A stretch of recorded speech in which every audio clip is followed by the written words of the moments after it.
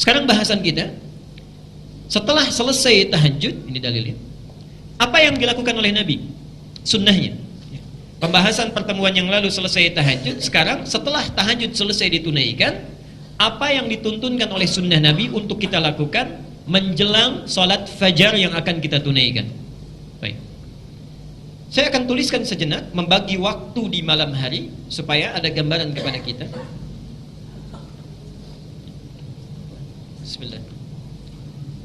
Bapak Ibu sekalian, malam umumnya itu dibagi ke dalam 3 bagian atau 3 nama, ya. Tepatnya 3 nama. Satu, ada yang disebut dengan lail, al-lail.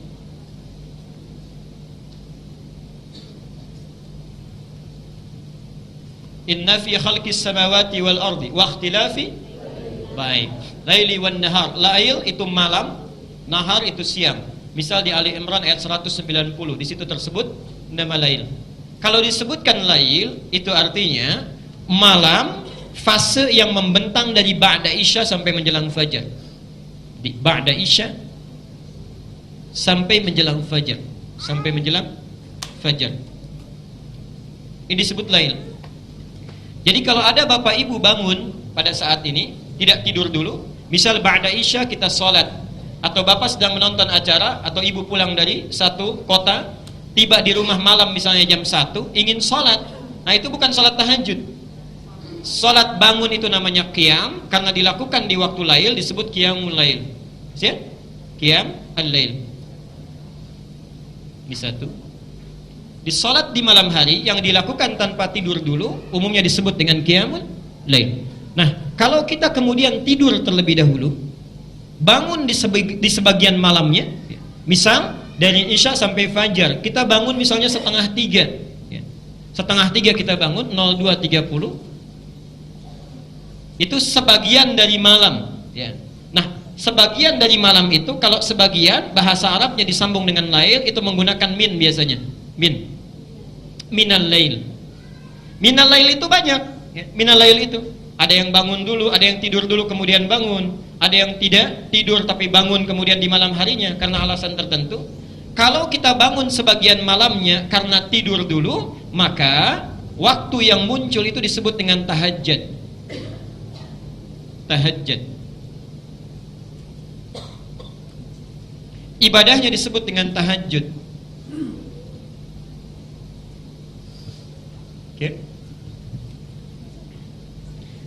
Quran surah 17 ayat 79. Wa minal laili. Nah, dan dari sementara malam, artinya tidur dulu, sebagian malamnya kita bangun, min fatahajjad bihi. Tunaikan tahajud. Jelas sampai sini? Baik. Jadi tahajud itu adalah waktu yang muncul di pertengahan malam setelah kita tidur terlebih dahulu. Jelas poinnya? Baik. Ini satu disebut lail, kedua disebut ini tahajud, ibadahnya tahajud, ibadahnya tahajud. Yang ketiga, ada waktu singkat menjelang fajar. Menjelang fajar. Ini pun bagian dari lail. Menjelang fajar. Misal, sekarang fajarnya 04.05, jam 4:05. Kita selesai tahajud misalnya, setengah 4 sudah beres tahajud. Atau misalnya jam 4 kurang 20 menit sudah selesai tahajud. Nah, waktu singkat menjelang fajar ini disebut oleh Al-Quran dengan nama sahar. Sahar. Sin, ha, ra. Saharun. Jamaknya disebut dengan ashar. Asharun. Boleh pakai alif lam. Al-ashar.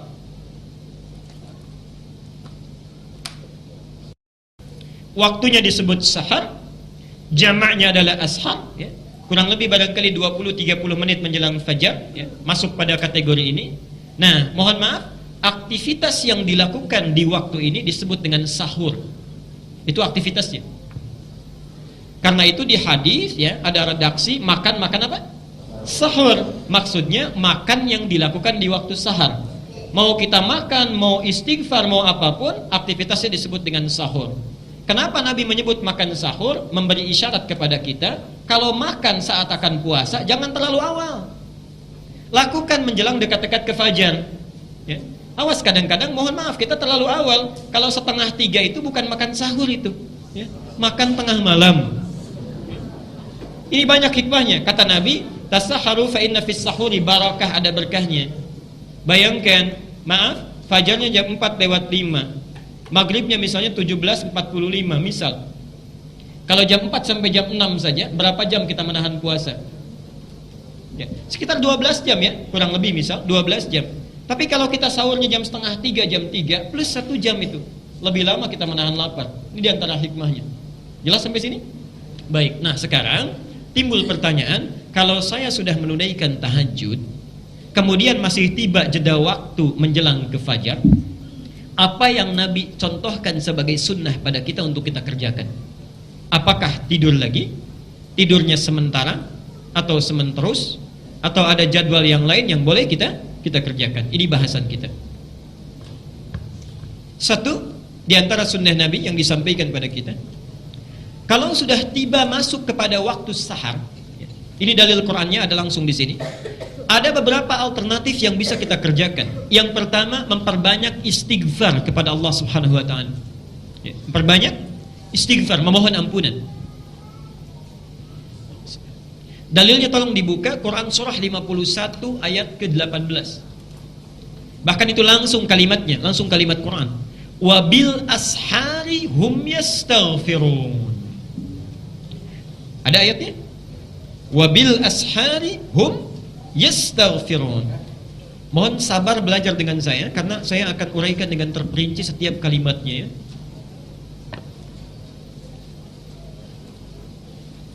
Perhatikan sini. Satu, di situ ayatnya diawali dengan kata waw. Wabil ashari hum yastaghfirun. Waw kemudian ba. Hebatnya bahasa Al-Quran tidak menggunakan fa, tapi ba. Padahal Allah bisa mengatakan wafil ashari hum yastaghfirun, tapi dirubah dari fa menjadi ba. Wabil ashari hum yastaghfirun. Saya tuliskan sini. Ashar hum yastaghfirun.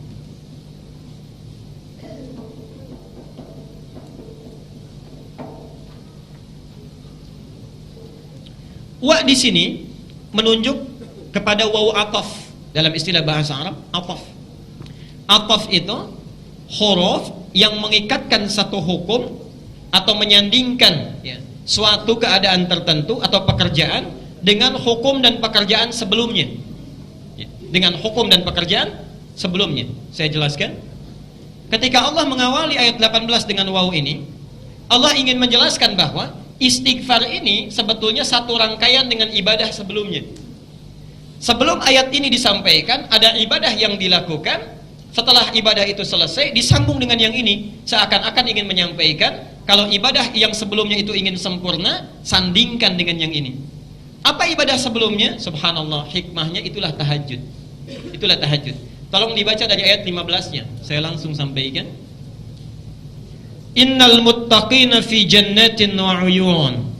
Di antara orang takwa itu ada yang tempat tinggalnya di surga, langsung di taman surga. Taman surga. Nanti insya Allah lain waktu dibahas dengan terperinci. Surga itu punya 4 level. Tingkat pertama bersama Rasulullah, ini saya sering istilahkan dengan VVIP, itu bersama Nabi. Yang kedua, VIP, ini taman surga, tingkat kedua. Yang ketiga, surga yang luasnya seluas langit dan bumi. Subhanallah, kelas bisnis itu. Itu ada di Quran surah Ali Imran ayat 133 dan 134. Dan yang terakhir itu kelas ekonomi ya. Digambarkan surganya, tidak disebutkan apa di dalamnya, cuma digambarkan oleh Nabi, mala ainun ra'at wala udunun sami'at wala khatara ala qalbi bashar ya. Itu ada di kitab As-Siyam nomor hadis yang pertama. Sekarang lihat, apa keunggulan taman surga?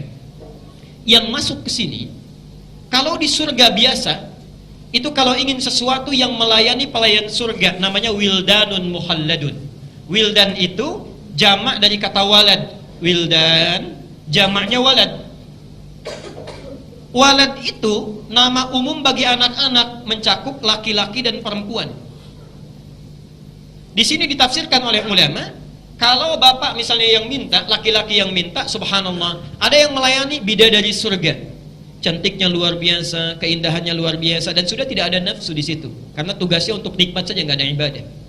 Ibu juga begitu, begitu ingin sesuatu, yang datang pangeran surga, datang wildanun mukhalladun di Quran, ingin minum saja, bi akwabi wa abarika wa ka'sin min ma'in, datang bawa gelas dengan senyum yang sangat memesona, yang terbuat dari kemilau emas mutiara yang sangat berkilauan, belum pernah dilihat di bumi, didengar oleh telinga, dan terlintas dalam pikiran kita, saking indahnya. Ini baru kelas ekonomi yang biasa.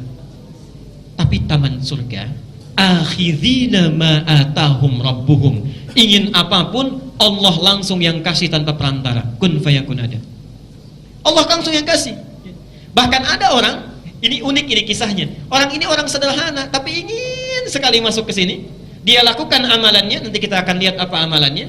Orang ini orang biasa, bukan orang yang kaya, kadang-kadang kekurangan dalam hidupnya, tapi ditunggangi ayat ini, amalannya kemudian dilakukan. Subhanallah, muncul Al-Baqarah ayat 25. Wa basyiril ladzina amanu wa 'amilus solihati anna lahum jannatin tajri min tahtiha, masuk dia ke taman surga, banyak mengalir sungai-sungai di bawahnya dan indahnya luar biasa. Tapi yang menarik, perhatikan, kullama ruziqu min rizqan, setiap kali diberikan rizki, qalu hadzal ladzi ruziqna min qablu wa utubihi mutasyabiha. Ini kan dulu yang saya inginkan. Kok mirip betul ya? Saya ilustrasikan, misal mau ke sini, lihat di situ ada orang jualan ayam goreng. Mau beli, nggak sempat beli dan nggak punya ya, uang untuk membelinya. Masuk ke masjid ini, misal meninggal, masuk taman surga, begitu terfikir, celing, sudah ada. Mirip ya seperti dulu yang diinginkan. Itu taman surga, dan tanpa perantara, Allah langsung yang memberikannya. Baik. Mudah-mudahan kita bisa masuk ke dalamnya. Tidak cukup dengan amin, tapi kita lihat dulu amalannya apa. Yuk, kita lihat, tunggangi amalannya baru amin. Baik ya?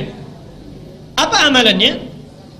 Kanu qabla dzalika muhsinin, saat di dunianya penghuni taman surga itu orang-orang baik. Apa amalannya?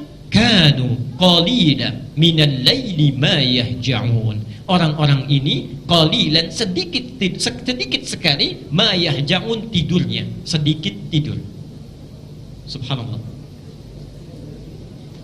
Wah, ini sudah senyum-senyum nih, pertanda ada situasi yang tidak menentu. Memang tipis bedanya, ini sedikit tidur, ini sedikit-sedikit. Lihat sini, qalilan minal laili ma yahja'un. Ayat ini bisa dibaca dengan dua waqaf, bisa berhenti di kanu qalila. Artinya penghuni ini nggak banyak. Kalau kita baca berhenti waqaf jadi qalila, penghuninya nggak banyak, kalangan elit ini sedikit. Minal laili ma yahja'un, amalannya ini. Tapi kalau kita teruskan, peluang lebih lebar. Kanu qalilan minal laili ma yahja'un. Mereka itu kanu, amalannya qalilan minal laili ma yahja'un, sedikit tidurnya, banyak tahajudnya. Tidak cukup dengan tahajud, wa, karena itu menggunakan wa bil ashari hum yastaghfirun. Selesai menunaikan tahajud, tenang sebentar, lihat hebatnya, tidak menggunakan fa tapi menggunakan wa. Kalau fa itu artinya nggak ada jeda ya, fa bil ashari, fa artinya selesai tahajud langsung istighfar.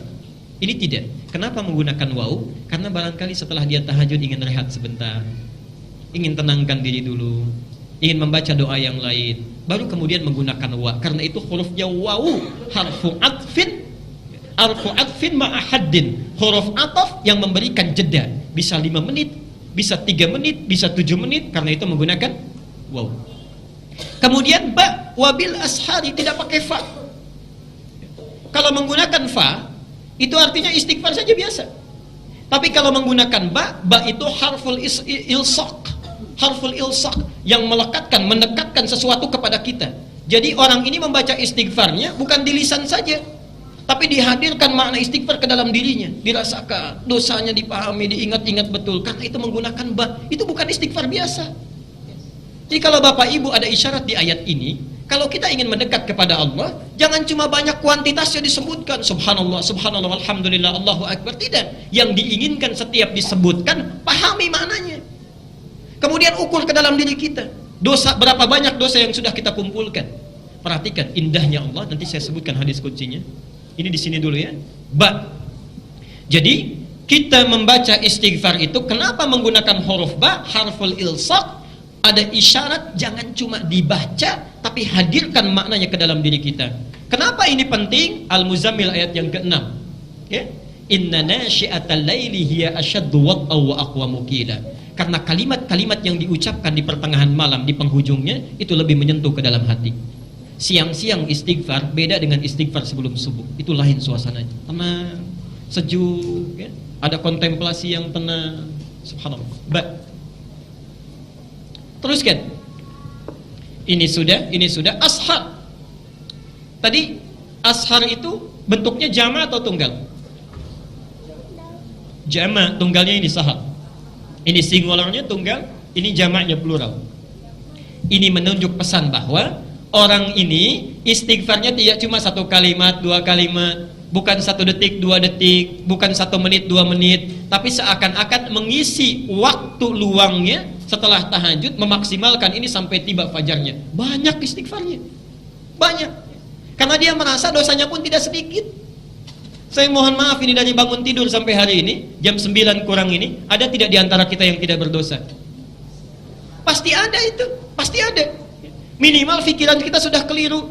Kadang-kadang taklim saja, keluar dari taklim bisa membawa dosa itu, bisa. Minimal ustadznya yang dibicarakan, itu ya katanya. Baik. Jadi ketika kita bangun, kenapa tidak menggunakan sahar? Artinya, kalau masih ada peluang waktu sebelum fajar, ayo maksimalkan dengan istighfar. Jangan tunda waktu ini dibuang untuk yang tidak bermanfaat. Ayo ingat dosa kita, kumpulkan. Kemudian, hum yastaghfirun. Kalimatnya menggunakan kata al-ghafar. Yastaghfirun. Perhatikan sini. Dan mereka pada saat di waktu sahar menjelang fajar memperbanyak istighfar kepada Allah. Sifat kesalahan manusia itu umumnya ada 4 sifat. Ada 4 sifat. 1, kesalahan yang belum tentu mengandung dosa. Dia salah tapi belum tentu berdosa, ya, belum tentu. Itu disebut dengan khata. Khata'un.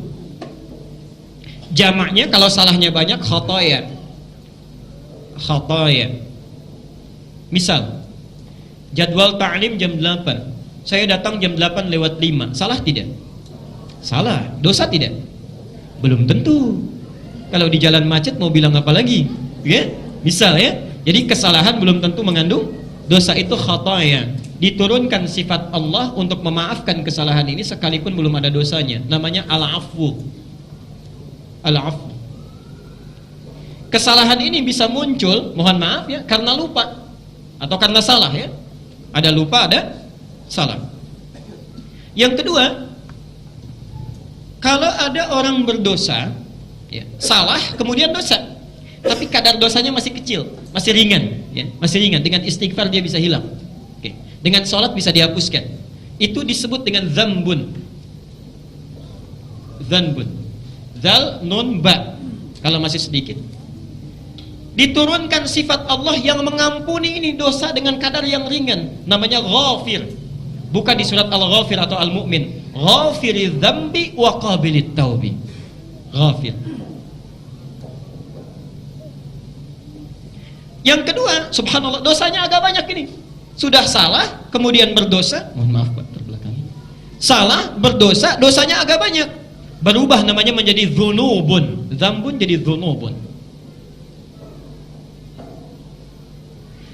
Dinaikkan lagi sifat Allah mengampuni yang ini.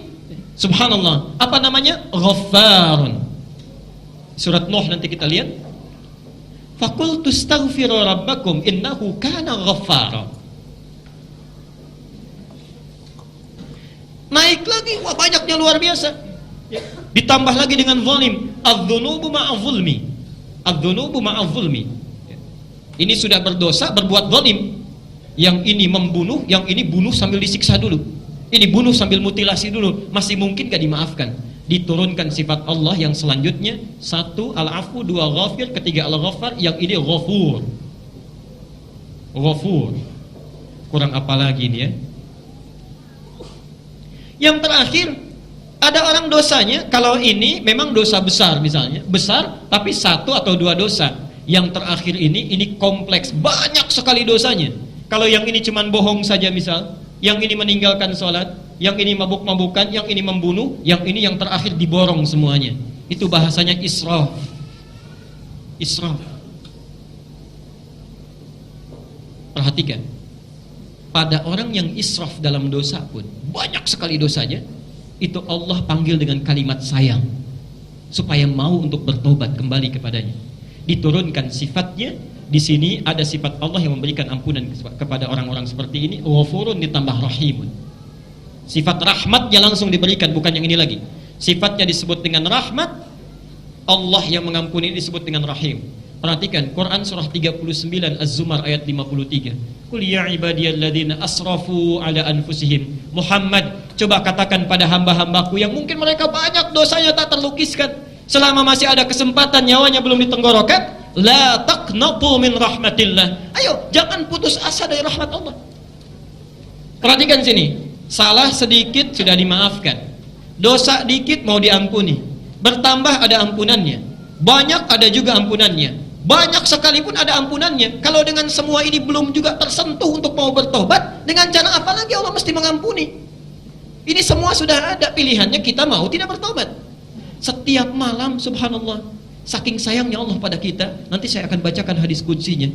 Itu menunggu ya, turun ke langit dunia, menawarkan 3 hal pada hambanya. Duhai hambaku, siapa yang ingin rahmatku aku berikan, yang meminta aku kabulkan, yang ingin memohon ampunan aku ampuni sekarang. Itu tiap malam. Bahkan menjelang subuh masih dipanggil, hayya 'alal falah, as-salatu khairum minan naum. Ayo cepat sini, salat lebih baik daripada tidur. Syaitan nutup pakai bantal, tidur lebih enak, gitu kan? Nah sekarang saat kita bangun itu setelah tahajud, tiba di waktu sahar, coba renungkan selama hidup sampai malam itu, dari mulai balik gitu ya, kesalahan apa yang kita perbuat walaupun belum ada dosanya. Ingat, jangan sekarang saja, dulu waktu sama orang tua, sama ibu apa yang dilakukan, atau ibu kepada anak-anak. Nah jangan nangis ya waktu kecil itu si anak, nanti kalau nggak nangis ibu belikan permen 1 truk. Misal ada yang seperti itu, nanti diberikan mobil-mobilan dengan pabriknya. Misal memang nggak ada dosanya karena nggak niat, tapi salah. Ayo khata, coba ibu dalam sehari dosa apa terhadap Allah melalui suami yang dilakukan. Bapak begitu sebaliknya terhadap ibu. Kepada anak-anak kita diingat-ingat, betul dirasakan, betul. Subhanallah, turun Al-Baqarah ayat 286, itu yang paling hebat. La yukallifullahu nafsan, Allah tidak mungkin kasih beban orang hidup melebihi kemampuannya, sesuai dengan kadar hidupnya. Lahama, orang sudah punya bekal, silahkan jadikan ibadah. Pakainya lam, hebat sekali. Lam itu pemberian yang sangat lembut, indah. Laha, kalau orang ini mau berbuat baik, maka sabat dari perbuatan baiknya akan diberikan pahala yang melimpah. Laha. Tapi kalau orang ini melenceng, memilih melakukan perbuatan maksiat, dirubah dari ala menjadi dari la menjadi ada. Jadi sulit, maaf. La dengan ala, panjang mana hurufnya? La atau ala? Ingat, kalimat ala itu juga menunjuk kepada beban. Kenapa di sini menggunakan kalimat ala? Seakan-akan memberi isyarat, memang maksiat itu awal dilakukan mudah, tapi kalau sudah dilakukan seakan-akan ringan, setelah itu jadi beban itu, kepikiran, merasa bersalah dan sebagainya. Karena itu kalimatnya menggunakan ala. Wa 'alaiha maktasabat, bukan kasabat lagi, tapi subhanallah. Lihat indahnya Allah. Paham bahwa manusia itu tidak ada yang sempurna, pasti banyak yang maktasabat. Untuk meringankan beban kita, diturunkan kalimat setelahnya, Rabbana la tu'akhidna in nasina khata. Prakteknya Al-Bukhari nomor hadis yang ke-711, dibaca dalam setiap kali salat. Bacaan doa iftitah kita, Allahumma ba'id baini wa baina khataaya kama ba'adta bainal.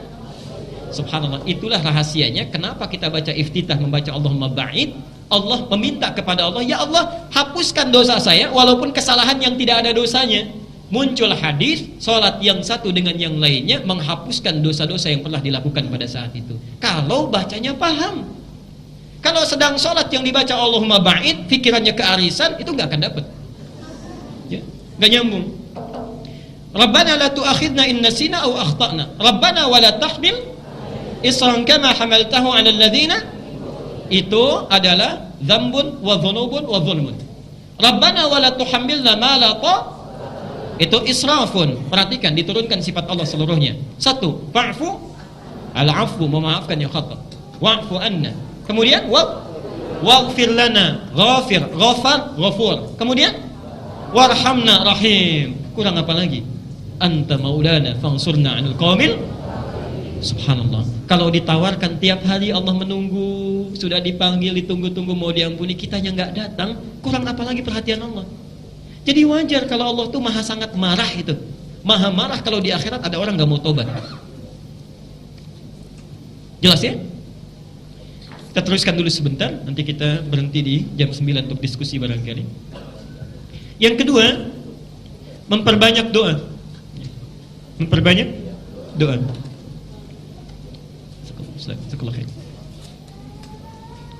Jadi kita selesai menunaikan tahajud, ada jeda waktu sampai menunggu fajar, ya. Subhanallah, manfaatkan dengan perbanyak istighfar, satu itu. Yang kedua, kalau masih misalnya kita cukup dengan istighfar, alhamdulillah hati sudah tentram, sudah meminta, ayo sibukkan dengan doa. Sibukkan dengan doa. Dan perintah berdoa ini saking pentingnya, hadisnya hadis qudsi dan diriwayatkan di sekurang-kurangnya 3 kitab utama. Ini sudah saya tuliskan di layar. Di Al-Bukhari nomor hadis 1145, bisa kita lihat. Di Muslim nomor hadis 758 dan di Abu Daud nomor hadis 1315.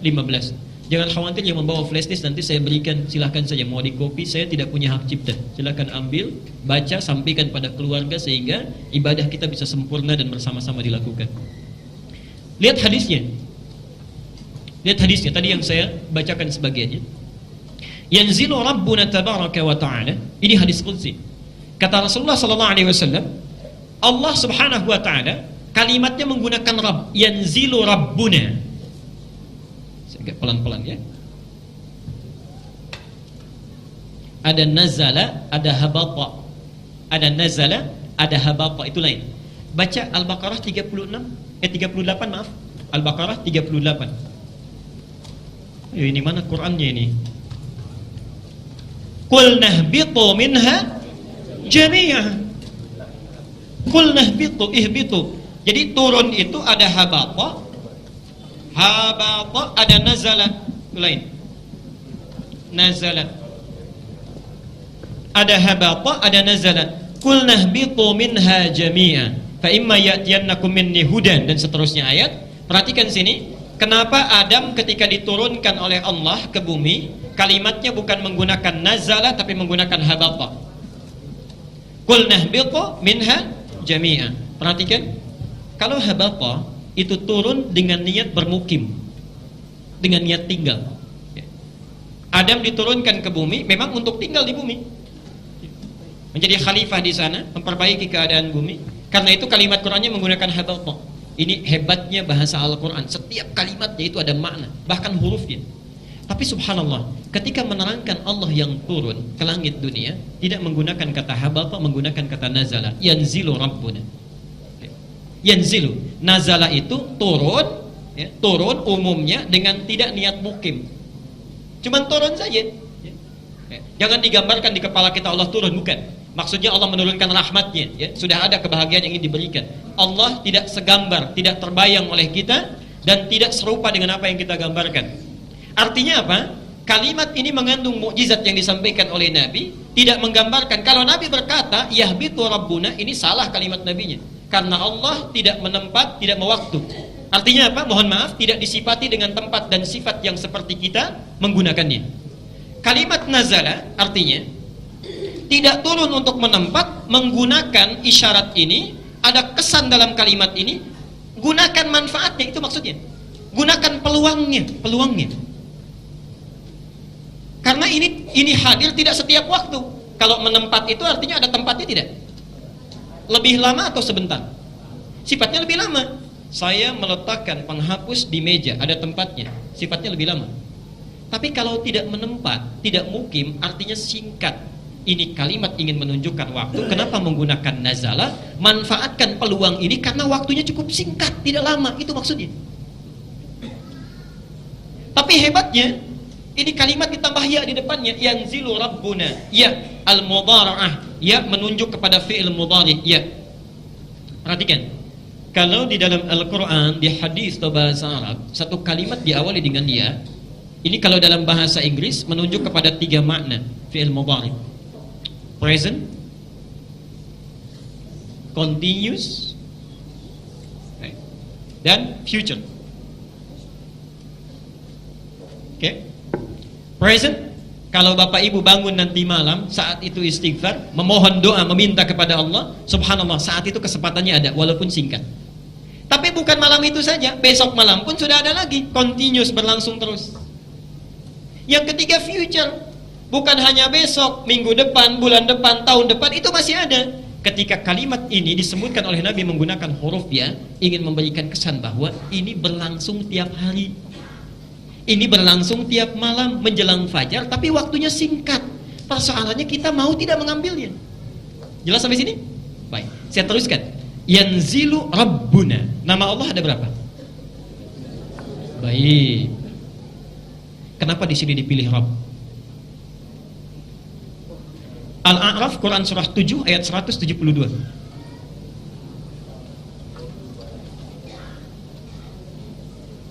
Agak sabar ya sebentar. Al-A'raf, Quran surah 7 ayat 172. Tafsirnya, catat, tafsirnya, syarahnya, hadis yang paling mudah saja. Al-Arba'in An-Nawawiyah, nomor hadis yang keempat dari Abdullah bin Mas'ud. Perhatikan di sini. Di dalam surah Al-A'raf ayat ke-172, ketika Bapak Ibu kita semua sedang berada di alam kandungan, di rahim ibunda kita, itu sudah ada dialog kita dengan Allah. Ditanya oleh Allah, alastu birabbikum? Qalu bala. Perhatikan poinnya, birabbikum. Nama Allah itu kan banyak, kenapa tidak menggunakan Rahman? Bisa Allah mengatakan alastu birahmanikum, alastu birahimikum, alastu bimalikikum. Kalau yang namanya Tuhan kan berkuasa raja ya, subhanallah. Tapi yang dipilih oleh Allah di sini kalimat Rabb. Rabb ini asalnya dari kalimat tarbiyah, at-tarbiyah.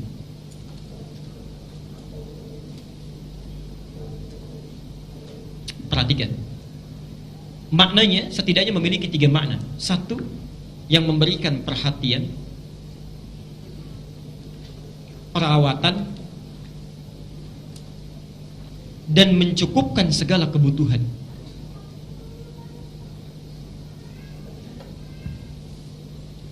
Kalau sifatnya sementara, misal kita kan tidak abadi hidup di dunia ini ya. Orang tua memperhatikan anaknya, merawat dengan baik, dicukupkan kebutuhannya. Kalau sifatnya sementara disebut dengan murabbi. Murabbi. Pernah dengar istilah murabbi? Ini ada murabbi saya. Maksudnya yang melihat saya, memperhatikan saya, merawat saya. Orang tua itu murabbi kita. Perhatikan. Tapi kalau sifatnya tanpa batas, abadi, tidak tersekat dengan sesuatu hal apapun, dirubah dari murabbi menjadi rabb. Kalimatnya tidak panjang tapi berbentuk pendek karena dia tidak disekat oleh apapun dan cepat pemberiannya. Seakan-akan ketika kita ditanya oleh Allah, siap tidak kamu mengakui saya sebagai Tuhan yang nanti selama hidup akan saya perhatikan perjalanannya, saya rawat supaya kamu tidak gelisah. Kalau kamu salah saya ampuni, saya maafkan. Dosa saya ampuni. Kalau kamu butuh sesuatu saya berikan rezeki. Diatur oleh Allah semua. Kalau ibu ada yang menawarkan seperti itu atau bapak, silahkan. Mau apa saja saya berikan. Salah saya maafkan. Ingin apapun saya coba penuhi. Mau tidak? Pikir panjang atau pendek? Saya yakin tidak mikir. Karena kalau fikir, ya, fikir agak pendek itu disebut dengan na'am dalam bahasa Arab.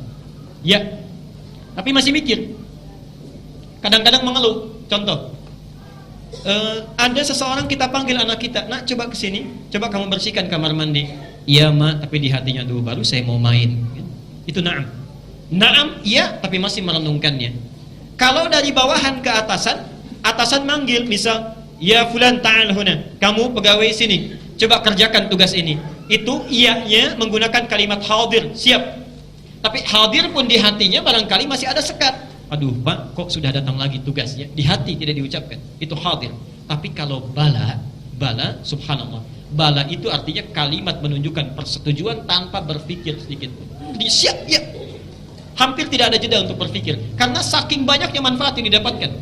Itu kalimat bahasa Arabnya bala. Karena itu jawaban kita bala syahidna. Cuman 1 kali balanya ya, tidak 2 kali. Bala syahidna. Sekarang perhatikan.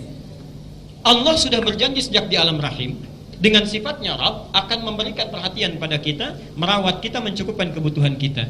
Manusia selama hidup tidak ada yang hidupnya tidak pernah memiliki kebutuhan. Itu tiap malam kita Allah menurunkan rahmatnya, karena itu kalimatnya menggunakan Rabb. Dan yanzilu Rabbuna tabaraka wa ta'ala, seakan-akan memberikan kesan ini dulu Allah sudah berjanji nih, ingin memberikan perhatian pada kita, ayo manfaatkan peluangnya. Allah akan memberikan waktunya, tapi cukup singkat, minta apa yang ingin kita mintakan. Karena itu kalimat di doa di Quran rata-rata menggunakan kalimat Rabb. Doa sapu jagat apa? Rabbana atina fid dunya. Mendoakan orang tua apa? Rabbighfirli wa li. Kalau punya dosa doanya apa? Rabbana la tu'akhidna in nasina wa akhtana. Semuanya pakai Rabb. Seakan-akan menyentuh pada Allah, ya Allah sekarang saya punya dosa, tapi dulu Engkau pernah berjanji akan mengampuni saya dalam perawatan saya, mohon berikan ampunan. Ya Allah sekarang saya butuh sesuatu, dulu Engkau berjanji akan mencukupkannya, Rabb, sebut namanya. Jelas sampai sini? Baik, saya sempurnakan sebentar kemudian kita berhenti. Yanzilu Rabbuna tabaraka wa ta'ala kulla lailatin ila as-sama'id dunya. Allah subhanahu wa ta'ala memberikan kesempatan pada kita setiap di akhir malam di langit dunia. Hina yabqa thuluthul lailil akhir yaqul, sampai perhatikan waktu ini dimulai di akhir dari sepertiga malam. Tadi waktu sahar ya. Akhir sepertiga malam, di akhir sepertiga malam di waktu sahar. Jadi waktu singkat menjelang fajar. Saya mohon mulai malam ini jangan sampai lewat ini waktunya ya. Apa yang disampaikan oleh Allah? Man yad'uni, subhanallah, qudsi ini, siapa yang sekarang meminta kepadaku, memohon kepadaku, fa astajiba lahu, maka saya akan langsung memenuhi permohonannya. Oke, langsung memenuhi permohonannya. Buka surah Al-Baqarah 186. Kenapa kalimatnya menggunakan astajib, padahal Allah bisa menggunakan ujib? Quran surah 2 ayat 186. Nanti setelah selesai kajian ini saya akan membuat perjanjian ini dengan semua jamaah di sini. Saya akan ada 2 syarat. Kalau syarat ini tidak terpenuhi, saya nggak akan datang lagi nih, insyaallah ya. Nanti di akhir kita, tolong ingatkan saya ya. Perhatikan. Wa idza sa'alaka ibadi anni fa inni. Baik. Kalau ada hambaku Muhammad bertanya kepadamu, mencari-cari aku, katakan padanya sungguh aku sangat dekat. Kalau ada orang mencari-cari Allah, umumnya itu ada apa? Ada keperluan ya? Mau minta. Jadi ada hamba yang dicari-cari Allah, ada hamba yang mencari-cari Allah. Yang dicari-cari Allah itu yang banyak dosanya, dicari oleh Allah, diberikan hidayah supaya mau kembali. Yang mencari Allah biasanya ada 2 tipe. Satu yang semangat sedang ibadah, yang kedua sedang butuh. Lihat sini, indahnya kalimat Quran. Muhammad katakan kepadanya fa inni qarib, pakai fa, nggak ada jeda. Sungguh aku sangat dekat, untuk meyakinkan kita supaya tidak putus asa. Ini masih ada Tuhan yang dekat dengan saya. Langsung dijawab, ujibu da'watan. Perhatikan, kalimat di sini menggunakan ujib, tapi di hadis qudsi ini menggunakan astajib. Apa bedanya? Teruskan dulu ayatnya. Sifat doa, kalau diminta sifat doa, itu pasti dijawab. Kalimat Qur'annya menggunakan ujib. Jadi saat kita meminta, Allah pasti menjawab. Kalau doa Bapak Ibu ada yang tidak dijawab atau tertunda, berarti ada yang salah dengan cara kita melakukannya. Karena sifat doa itu saat minta pasti dijawab itu. Seketika bisa tertunda beberapa saat, tapi kalau tidak terjawab, ada yang salah dengan diri kita. Contoh, hadis Muslim, kita sudah bahas ini. Ada seorang datang dari jauh, perjalanan jauh.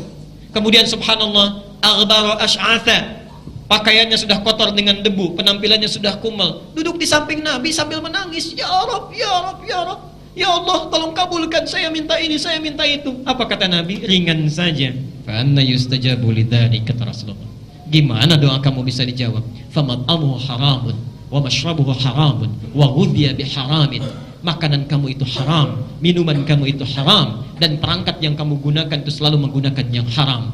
Kalau antum berdoa jarang terkabulkan, bahkan barangkali sulit untuk dikabulkan, coba periksa, barangkali di pekerjaan ada yang haram yang dibawa ke rumah. Hati-hati itu.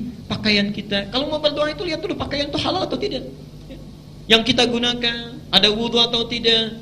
Kemudian mohon maaf sebelumnya, makanan yang dimakan keseharian, minuman kita. Hati-hati, itu menentukan terijabahnya doa kita. Taubat dulu baru minta kebaikan. Perhatikan, sifat doa kalau diminta cepat dijawab. Tapi kalau ingin lebih cepat dijawabnya, lihat rumusnya. Falyastajibuli. Falyastajibuli. Syarat pertama, cepat respon seruanku. Jadi kalau Bapak Ibu ingin cepat doanya dijawab, minta apapun, Allah itu tanpa batas, tanpa batas. Minta apapun, kalau ingin cepat jawaban turun, syarat pertamanya, begitu Allah minta sesuatu, cepat lakukan. Contoh, azan subuh 4:05, bahkan sebelum dipanggil, ayo berangkat. Sebelum dipanggil, Pak. Ya, subhanallah. 4:05, azan subuh, sebelum dipanggil datang. Falyastajibu, itu artinya cepat merespon. Orang-orang yang cepat merespon perintah Allah, permintaan Allah, cepat jawaban Allah turun. Mohon maaf, kalau antum menuntut ingin cepat, diminta kadang dilambat-lambat. Maka itu wajar bagi Allah pun menunda. Dan menundanya pun karena sayang. Bukankah setiap ditunda terus-terusan meminta? Ya, lihat sini, itu satu. Yang kedua, wal yu'minu bi, mintakan dengan yakin, jangan ragu, ya. Duhai Allah, saya mohon kepadamu, luluskan anak saya ya Allah. Mau ranking 1 enggak apa-apa. Ranking 3 enggak apa-apa. Tapi kalau engkau enggak berkehendak juga enggak apa-apa, enggak lulus, pasti itu yang terbaik. Itu enggak bagus. Minta yang paling kuat, yang wajar, yakin bahwa Allah pasti mengabulkan. Sekalipun yang mustahil menurut manusia. Nabi Zakaria pernah doa, itu minta khusyuk pada Allah supaya diberi keturunan. Padahal kata medis, itu istrinya sudah tidak mungkin punya keturunan. Menopause, divonis mandul. Nabi Zakaria sudah sepuh. Keajaiban terjadi. Minta saat malamnya, di mihrabnya, memohon dengan khusyuk pada Allah. Saat itu belum selesai sholatnya, sudah turun jawabannya. Itu ada di Ali Imran ayat 38 dan 39. Kita terbuka peluangnya. Jelas sampai sini? Sekarang sambungkan, dan ini bagian akhirnya. Di ayat tadi ada kalimat falyastajibuli. Sifat ini menggunakan astajibu. Artinya kalau Bapak Ibu mau berdoa kepada Allah di dalam waktu sahar itu, ya respon dulu sebelumnya. Tahajudnya lebih rajin, ya. Sebelum tidur itu disiapkan tidurnya lebih awal. Kemudian bangunnya lebih awal, tunaikan tahajud dengan semangat. Orang yang semangat menunaikan ibadahnya, jawaban Allah astajibuli. Begitu dia berdoa, langsung Allah kabulkan. Tapi kalau kita tahajudnya malas-malasan juga, semangatnya tidak ada, apalagi bangunnya terlambat cuma minta, mohon maaf, barangkali cuma dilihat dulu. Lihat dulu, besok bangun lagi tidak, perbaiki tidak. Itulah rahasianya kenapa menggunakan astajibu lahu. Saya cepat, man yas'aluni fa'utihi. Ini baru berdoa. Yang kedua, man yas'aluni, siapa yang meminta sesuatu kepadaku. Bedanya kalau yang pertama belum tentu meminta, tidak setiap doa itu kan minta, ya. Tidak setiap. Tapi yang ini khusus spesifik, minta sesuatu. Dan sa'ala itu menunjuk kepada permintaan yang spesifik. Artinya kalau minta harus jelas. Sa'ala itu bertanya, ya. Suka diartikan bertanya, meminta sesuatu dengan jelas. Bertanya itu kan ingin kejelasan, ya. Meminta sesuatu dengan jelas. Kenapa di sini permintaan menggunakan sa'ala? Kalau minta pada Allah, tolong mintakan yang jelas. Jangan ragu, jangan bingung, cari kalimat yang bagus. Dan hebatnya, kenapa diawali dengan ya yas'aluni? Sifat manusia permintaannya nggak pernah selesai. Ya, terus-terusan minta. Hari ini punya sepeda, besok minta motor. Sudah dikasih motor minta? Tuh, sudah dikasih mobil minta? Yang belum menikah minta? Yang sudah menikah minta? Macam-macam. Jawabannya bisa beda, ya. Baik. Pak, bertakwalah kepada Allah. Ada penemuan bagus sekarang, usia 40 tahun tuh ada puber kedua. Tapi sunnah Nabi mengarahkan, jadikan puber itu untuk lebih mencintai istrimu. Oke? Bukan mencari rumput tetangga yang lebih hijau. Oke? Lihat itu. Saya sudah berikan bukunya di pertemuan yang lalu. May yastaghfiruni fa'aghfirullah. Ini sudah saya terangkan, siapa yang beristighfar kepadaku, maka aku akan mengampuninya. Bapak Ibu sekalian, saya berhenti dulu di sini supaya tidak terlampau banyak dan kebingungan kita mengamalkannya.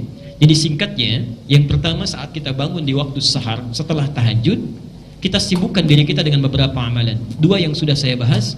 Satu, perbanyak istighfar kepada Allah, ingat dosa-dosa kita dengan seluruh rangkaian yang telah tadi saya sampaikan. Yang kedua, perbanyak doa, memohon kebaikan kepada Allah dari setiap persoalan yang kita bawa. Jangan hilangkan kesempatannya karena itu datang tiap malam, ya. Jadi persiapkan malam ini, rencanakan sekarang, pasang alarm sebelum kita bangun, kemudian bangun lebih awal dan siapkan permohonan kita catat supaya kita bisa bermohon dengan baik. Yang selebihnya nanti insya Allah kita akan terangkan di pertemuan yang akan datang, dan mudah-mudahan Allah memberikan taufik kepada kita.